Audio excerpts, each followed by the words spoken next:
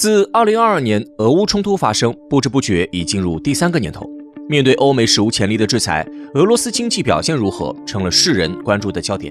2月29号，莫斯科发表国情咨文时揭示了答案：俄罗斯经济非但没有在西方的围剿下崩溃，反倒表现出了极强的灵活性和韧性，增速一度领先一众欧盟国家。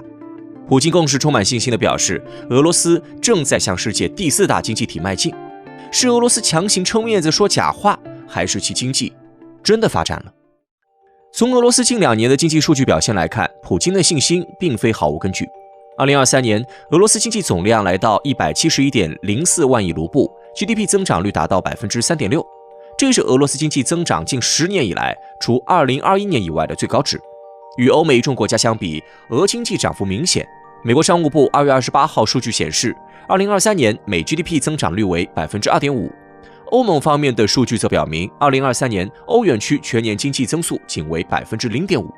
具体来看，2023年俄罗斯工业产值同比涨幅 3.5%， 远高于上一年度的 0.6%， 连续3年实现正增长。其中，计算机、电子和光学、金属制品3大行业产值增幅分别高达 32.8%、27.8%、25.5%。家具、汽车、食品等大多数制造行业的平均涨幅也维持在 5% 以上。2023年度，俄罗斯粮食出口额高达435亿美元，同比增长 5%， 小麦出口仍保持全球第一。另据俄罗斯中央银行公布的消息，截止2023年7月1号，俄罗斯外债总额降低至3477亿美元，为2006年以来的最低水平。截止2024年初，俄罗斯外债总额更是同比缩减 14.9%， 进一步突破历史，来到3266亿美元。外债规模的持续降低，既表明了俄罗斯宏观经济的稳定，也说明俄金融系统仍处于正常稳定运行中。就连国际领域也对俄罗斯近期的经济表现予以了肯定。今年1月30号，国际货币基金组织发布的经济展望报告显示，预计俄罗斯2024年 GDP 增速将维持在 2.6%， 较去年预测值高出 1.5%， 上调幅度位居全球各大经济体之首。另外，此前最令俄罗斯头疼的通货膨胀问题，近期也有所放缓。数据显示，2022年大部分时间，俄罗斯通胀率都维持在 10% 以上的高位区间。2023年3至6月，通胀率回落至 4% 以下。俄央行预估，2024年俄通胀率将控制在 4% 至 4.5%， 并仅以稳定在接近 4% 的水平。纵观俄罗斯经济领域各项数据，不难发现，俄乌战争进入第3个年头后，俄罗斯经济非但没有如西方预料那般陷入崩溃，反倒依旧强劲。这是为何？首先，俄罗斯经济具备极强的韧性。俄罗斯具有丰富的自然资源，完全可以实现自给自足，尤其是丰富的能源和农业资源，为国家经济安全提供了基础保障，成为普京政府对抗欧美制裁的重要工具。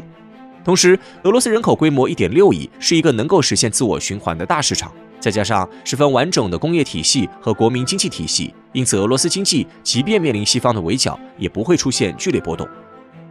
另一方面，俄罗斯经济运行的模式特征为反制裁、提高经济韧性提供了支持。俄罗斯经济具有高垄断性和低竞争性，伪市场经济特征十分明显。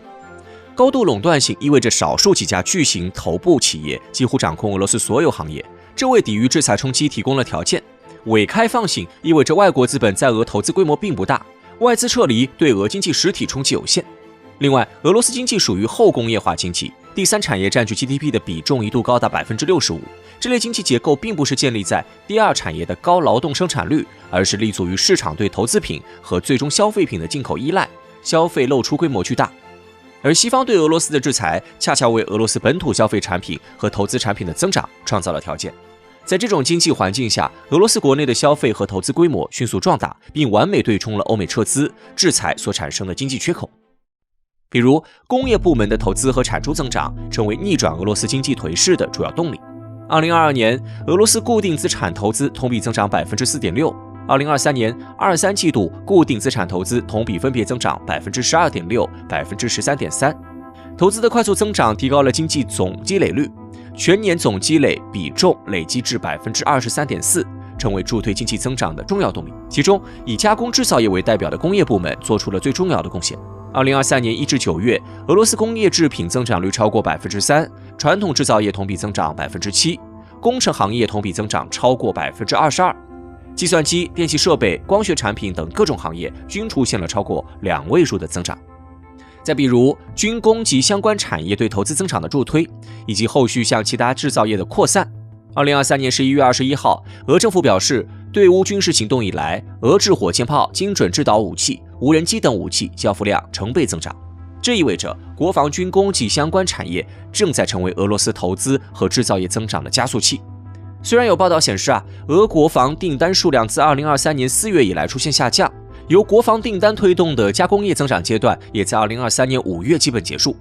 可实际情况是，俄军工部门将产业和投资扩展到了其他相关部门，军工投资盈利前景仍旧乐观。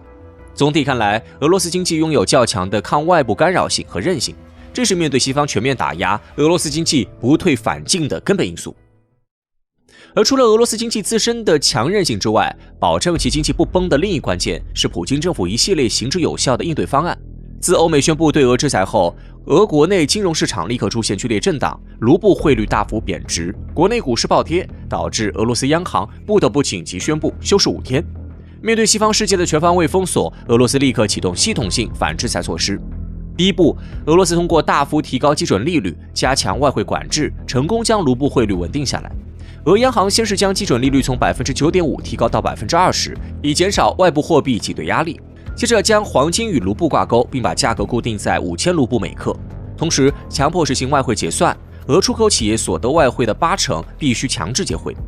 第二步，限制民间资本向外流动，外国投资者不得出售在俄资产，禁止俄本国居民向外国人转账，更不许本国民众将外币存入外国银行。自2022年3月5号起，参加涉外经济活动的俄罗斯民众手中外币不得抛售，甚至不许携带1万美元以上的现金出境。不仅如此，外国人在俄持有的证券不得出售，股息无法支付。尤其是被普京政府列入不友好国家名单的国家人员，在进行卢布贷款或进行不动产证券交易时，必须经由俄罗斯相关部门审核同意。这一系列措施下来，卢布在俄罗斯国内的地位迅速被稳固，汇率市场的波动很快得到平息。